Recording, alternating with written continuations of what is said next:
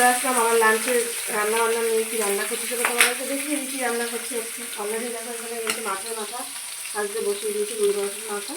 আর এখানে রয়েছে বোয়াল মাছ, আলু কেটে রেখেছি, আলু দিয়ে হবে বোয়াল মাছের ঝোল। আর এদিকে দেখো এটা কী ডাল বলো তো, এটা হচ্ছে মাছকালার ডাল। আমি সেদ্ধ করে কিন্তু ভুটে নিয়েছি, বেশ ফুটিয়ে নিয়েছি। মাছের মাথা ভেজে কিন্তু এর মধ্যে দিয়ে দেবো, জিরে আদা বাটা দিয়ে করবো। আর অলরেডি দেখো এখানে আদা ক্রাশ করা রয়েছে দেবো বলে। আর এই দেখো কলমি শাক ভাজা কিন্তু আমার হয়ে গেছে। তো আজকে আমার লাঞ্চের মধ্যে রয়েছে মাছের মাথা দিয়ে মাছকালার ডাল, আর কলমি শাক ভাজা দেখিয়ে দিলাম, আর আলু দিয়ে বোয়াল মাছের ঝোল। তো চলো এটা ছিল আজকে আমার লাঞ্চের রান্না। চলো রান্নাটা করে নিই। কড়াই গরম তেলে কিন্তু মাছের মাথাগুলো ভাজতে বসেছিলাম, সেগুলো কিন্তু উল্টে পাল্টে ভেজে নিচ্ছি। আর এদিকে কিন্তু পাশের গ্যাসে কিন্তু ডালটা অলরেডি ধুতে দিয়েছি আমি, ফোটার জন্য লঙ্কা হলুদ এর মধ্যে কিন্তু অ্যাড করে দিয়েছি, সামান্য নুনও দিয়ে দিয়েছি। মাছকালের ডাল দিয়ে মাছের মাথা দিয়ে কে কে খেয়েছো আগে অবশ্যই কিন্তু কমেন্ট বক্সে জানিও বন্ধুরা। তো আমি এই ফার্স্ট টাইম নয়, এটা সেকেন্ড টাইম ট্রাই করছি আমি তোমাদের বন্ধুরা। কেননা এই মানে শ্বশুরবাড়িতে এসে এই ডালটা আমি অনেকবারই করেছি, মানে দুবার করলাম আর কি। মাছের মাথা দিয়ে এই ডালটা খেতে কিন্তু দারুণ লাগে, যেমন রুই মাছের মাথা দিয়ে করেছি আজকে, তেমনি কিন্তু এটা কিন্তু শোল মাছের মাথা দিয়েও খুব ভালো লাগে। তাই যারা তোমরা ওপার বাংলার লোক রয়েছে তারা নিশ্চয়ই জানো যে এই মাছকালার ডালটা কিন্তু মাছের মাথা দিয়ে খুবই ভালো লাগে খেতে। তো আজকে কিন্তু সেটাই বানাচ্ছি। তো চলো মাথাগুলো ভাজা হয়ে যেতে একে একে কিন্তু ডালের মধ্যে মাছের মাথার টুকরোগুলো দিয়ে দিচ্ছি। মানে পাশের কড়াইতে যেহেতু ভাজছিলাম মাছের মাথাটা, তো এইভাবেই কিন্তু আমি একবারে মাছের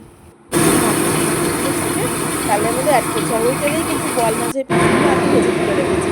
এবার তো ডালটা ফোড়ন দেওয়ার পালা। তো কড়াই গরম করে দিয়ে দিলাম কিন্তু বেশ কয়টা শুকনো লঙ্কা। এবার দিয়ে দিচ্ছি আমি গোটা জিরে, তারপরে করে দিচ্ছি ক্রাশ করে রাখা আগের থেকে আমার অনেকটা পরিমাণে আদা। ক্রাশ করা আদাটা এর মধ্যে দিয়ে দেওয়ার পালা। এবার দিয়ে দিলাম ক্রাশ করা আদা। এর মধ্যে আদাটাকে জাস্ট একটুখানি কিছুক্ষণ ভেজে নিতে হবে, লাল লাল করে একেবারে কিন্তু ভেজে নিচ্ছে এটাকে।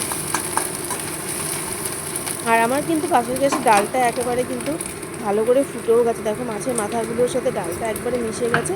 একটু ফুটে দিই, কেননা ডালের মধ্যে একটু মাছের মাথা যদি না ভেঙে দিই তাহলে কিন্তু টেস্টটা হবে না। তোমরা কিন্তু অবশ্যই একবার ট্রাই করে দেখবে, কিন্তু আশা করছি খুবই ভালো লাগবে এর মধ্যে। তো চলো এদিকে দেখো আমার কিন্তু আদাটাও ভাজা হয়ে গেছে। এইবার চলো ডালটাকে একটু সাজিয়ে মানে ফোড়ন দিয়ে নিই। তোমরা যেটাই বলো, সোমবার বলো, আমি তো ডাল সোমবার বলি, অনেকে হয়তো বুঝতে পারছি কিন্তু ওই জন্য আমি কিন্তু ওকে যদি সাজিয়ে নিই কোনো সময় ডালটা ফোড়ন দিয়ে নিই। আমি কিন্তু ডালটা ফোড়ন দিয়েই বলে থাকি সবসময়।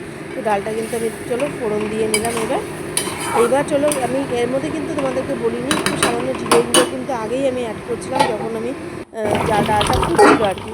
তো চলো কিছুক্ষণ ফুটিয়ে কুক করে নিয়েছি, ডালটাও হয়ে গেছে আমার। যা লাগে না বন্ধুরা গরম ভাতটা, দারুণ লাগে খেতে, একবার অবশ্যই ট্রাই করো। তো চলো এবার আমি নামিয়ে নিই একটা পাত্রে। চলো পাত্রে নামিয়ে নিলাম ডালটা আমি। এখানে দেখো ডালটা কেমন হয়েছে বন্ধুরা অবশ্যই কিন্তু জানিও বন্ধুরা। আমি অত ভাই মানে বানিয়ে কথা বলতে জানি না, যেরকম মানুষ সেরকমভাবেই কিন্তু কথা বলি। কেননা অনেকে হয়তো এডিট করে অনেক সুন্দর ভাষাটা বলে, কিন্তু না, আমার এরকম আসে না বন্ধুরা। আমি যেরকম থাকি আর কি, আমি একেবারেই সিম্পল মানুষ, সিম্পল মানুষের মতোই কিন্তু কথা বলি একেবারে। দেখো ছোটো ছোটো বক বক করতে করতে আমার কিন্তু আলুগুলোকে একবারে গোল্ডেন ব্রাউন করে ভেজে নিয়েছি, কারণ আমি একটুখানি আলুটা ইন্ডিভিজুয়ালি এরকম গোল্ডেন ব্রাউন করে ভেজেই পছন্দ করি। আর অ্যাড করে দিলাম এখানে কিন্তু লঙ্কা গুঁড়ো, জিরে গুঁড়ো আর আদা ক্রাশ করা নুন হলুদ দিয়ে একটু বাটিতে একটুখানি ভেজে রেখেছিলাম, সেটা দিয়ে দিলাম। দিয়ে হালকা কষিয়ে কিন্তু একটু জল দিয়ে দিলাম এর মধ্যে। এবার চলো কিছুক্ষণ আমি এটাকে ফুটিয়ে নিই, যতক্ষণ আর কি আলুটা সেদ্ধ না হয় প্রপারলি ততক্ষণ পর্যন্ত ফুটিয়ে নেবো। তো মোটামুটি কিছুক্ষণ আমি ফুটিয়ে নিয়েছিলাম, তো আলুটাও কিন্তু প্রপারলি সেদ্ধ হয়ে গেছে দেখো। তো এবার কিন্তু ভেজে রাখা মাছের টুকরোগুলো ঝোলে দিয়ে দেওয়ার পালা। তো দিয়ে দিচ্ছি কিন্তু আমি মাছের টুকরোগুলোকে এইভাবে ঝোলের মধ্যে পরপর দিয়ে দিলাম। তো চলো মাছগুলো দিয়ে কিন্তু এটাকে বেশ অনেকক্ষণ একটুখানি কুক করে নিতে হবে, যতক্ষণ পর্যন্ত আলু তো অনেকটা সেদ্ধ হয়েই গেছে। আর কিছুক্ষণ সেদ্ধ করার জন্য কিন্তু এটাকে জাস্ট আমি মাছটা বয়েল করার জন্য ঢেকে রাখবো। তো কিছুক্ষণ ঢেকে রেখেছিলাম, তো রেসিপিটা কিন্তু একেবারেই রেডি বন্ধুরা। আর হ্যাঁ, আজকে একদম গরম মশলা ছিল না, গরম মশলা এর মধ্যে অ্যাড করতে পারিনি বন্ধুরা। তোমরা চাইলে একটু গরম মশলা গুঁড়ো কিন্তু দিয়ে দেবে, দারুণ লাগবে খেতে। তো চলো মাছের ঝোলটাও নামিয়ে নিলাম। তো দেখো লাঞ্চের মেনুগুলো পরপর শেয়ার করে দিই। কলমি শাক ভাজা, বোয়াল মাছের ঝোল, আর রয়েছে মাছকালের ডাল। কেমন লাগলো ভিডিওটা জানিও।